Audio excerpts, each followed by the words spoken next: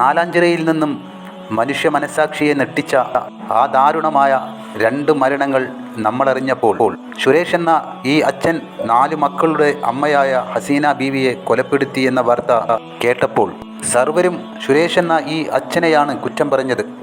പക്ഷേ ഇതിൻ്റെ പിന്നിലെ യാഥാർത്ഥ്യം മനസ്സിലാക്കിയപ്പോൾ സുരേഷ് എന്ന ആ വ്യക്തി എത്ര പാവമാണെന്നും ഭാര്യയെ എത്രയധികം സ്നേഹിച്ച ഒരു വ്യക്തിയാണെന്നുള്ള കാര്യം മനസ്സിലാക്കിയപ്പോൾ തീർച്ചയായും ഒട്ടനേകം പേർ സുരേഷിൻ്റെ മുമ്പിൽ കൈകൂപ്പുകയാണ്.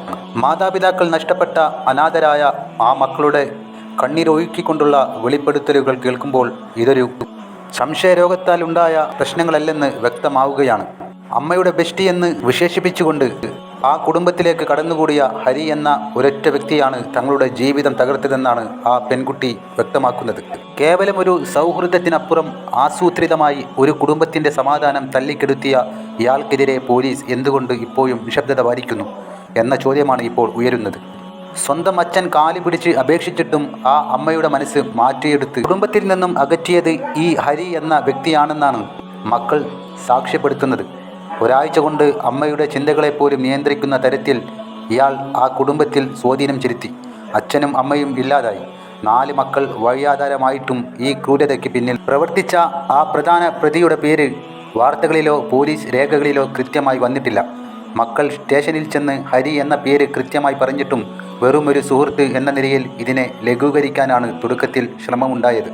തൻ്റെ അച്ഛൻ്റെ ജീവനറ്റ വാർത്ത അറിഞ്ഞ ശേഷവും യാതൊരു ഉളുപ്പുമില്ലാതെ ഇൻസ്റ്റാഗ്രാമിലൂടെ ബന്ധപ്പെടാൻ ശ്രമിച്ച ഹരിയുടെ ഈ ധൈര്യം നിയമവ്യവസ്ഥയെ വെല്ലുവിളിക്കുന്നതാണ്. പോലീസ് അടിയന്തിരമായി അന്വേഷിക്കേണ്ടതും നടപടിയെടുക്കേണ്ടതുമായ ഭാഗം ഇവിടെയാണ്. ഈ സംഭവം നടന്നിട്ടും മക്കളിൽ നിന്നും വിശദമായി മൊഴിയെടുക്കാനോ കുറ്റവാളിയെ കണ്ടെത്താനോ പോലീസ് കാര്യമായി ശ്രമിച്ചിട്ടില്ലെന്ന് മക്കൾ ആരോപിക്കുന്നു. മക്കളുടെ മൊഴിയുടെ അടിസ്ഥാനത്തിൽ പോലീസ് അന്വേഷണം ഊർജിതമാക്കിയതോടെ ഹരി ഒളിവിൽ പോയെന്നാണ് വിവരം. ഹരിയുടെ ഫോട്ടോയും വിവരങ്ങളും കൈമാറിയിട്ടും ഈ പ്രതിയെ വലയിലാക്കാൻ പോലീസിന് കഴിഞ്ഞിട്ടില്ലെങ്കിൽ അത് ഗുരുതരമായ വീഴ്ചയാണ്. അമ്മയെ മാത്രം കുറ്റപ്പെടുത്തിക്കൊണ്ട് ഈ കേസിലെ യഥാർത്ഥ സൂത്രധാരനായ ഹരിയെ രക്ഷപ്പെടാൻ പോലീസ് അനുവദിക്കരുത്. ഒരു കുടുംബത്തെ ആത്മഹത്യയിലേക്കും മരണത്തിലേക്കും തള്ളിവിട്ട ഇയാളുടെ പ്രേരണ കുറ്റം അത്രമേൽ വ്യക്തമാണ്. തങ്ങളുടെ അച്ഛനെയും അമ്മയെയും ഇല്ലാതാക്കിയ ഇയാളെ വെറുതെ വിടരുതെന്നും ആരുടെ കാല് പിടിച്ചിട്ടാണെങ്കിലും ഹരിയെ നിയമത്തിന് മുന്നിൽ കൊണ്ടുവരണമെന്നുമാണ് ആ പെൺകുട്ടി കരഞ്ഞുകൊണ്ട് പറഞ്ഞത്.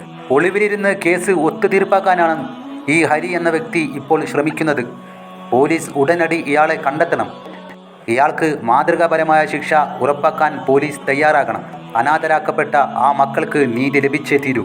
നിയമം അതിൻ്റെ ഏറ്റവും ശക്തമായ രീതിയിൽ ഇവിടെ നടപ്പിലാക്കണം. ഒറ്റൊരുത്തൻ കാരണം എൻ്റെ അച്ഛനും അമ്മയും പോയേ. ഞാൻ ഇനി ഇപ്പം എന്ത് ചെയ്യണമെന്ന് വെച്ചാൽ എൻ്റെ അനിയത്തിനെ നോക്കാം. അനിയത്തിയാണെങ്കിൽ എന്തായാലും ഹോസ്റ്റലിൽ നിർത്താൻ താല്പര്യം ഇല്ല. അമ്മ പോയി കഴിഞ്ഞാൽ അച്ഛൻ കാണില്ല നമുക്ക് നല്ല ഉറപ്പുണ്ട്. എന്ന് പറഞ്ഞാൽ അച്ഛൻ്റെ സ്വഭാവം നമുക്ക് അറിയാമെന്നുള്ളതുകൊണ്ട് നമുക്കറിയാം. അങ്ങനെ ഞാൻ ഇവിടെ എല്ലാവരും പറഞ്ഞു അച്ഛൻ ജീവനോടെ കാണുമെന്ന് എനിക്ക് ഉറപ്പില്ല എന്ന്. ഇന്നലെ രാത്രി ഞാൻ ന്യൂസ് എടുത്ത് നോക്കിയപ്പോഴാണ് കാണുന്നത് അച്ഛൻ പോയി. ആരും എനിക്ക് പറഞ്ഞില്ല നമ്മളിപ്പോൾ ഇങ്ങനെ നിൽക്കണതിൻ്റെ അവസ്ഥ. എന്നിട്ട് ഇന്നലെ അതെന്നെ കുളിപ്പില്ലാതെ അതെനിക്ക് മെസ്സേജ് ഇട്ടെങ്കിലും എന്ന് പറഞ്ഞ് കോൾ മീന്ന് പറഞ്ഞ് ഇൻസ്റ്റയിൽ മെസ്സേജ് ഇട്ടിട്ട് ചോദിച്ചിട്ട് കുട്ടി വന്നപ്പോൾ ആദ്യം സംസാരിച്ച്. പിന്നെ ഞാൻ അച്ഛൻ്റെ കൂടെ നിന്നെന്ന് പറഞ്ഞുകൊണ്ട് എൻ്റെ അടുത്ത് സംസാരിച്ചില്ല. എന്ന് പറഞ്ഞാൽ 2 ആൾക്കാരുടെ ഭാഗത്ത് തെറ്റുണ്ട്. അത് നമ്മൾ തെറ്റൊന്നും ഇല്ലയെന്ന് പറയണില്ല. ഒരാളെ ഭാഗത്ത് കുറ്റം പറയണില്ല. നമ്മൾ 2 ആളെ ഭാഗത്തും തെറ്റുണ്ട്. ഒരാളൊന്ന് താന്ന് നിന്നായിരുന്നു. അച്ഛൻ കാല് പിടിക്കുന്ന അവസ്ഥയിൽ വരെ നിന്ന്.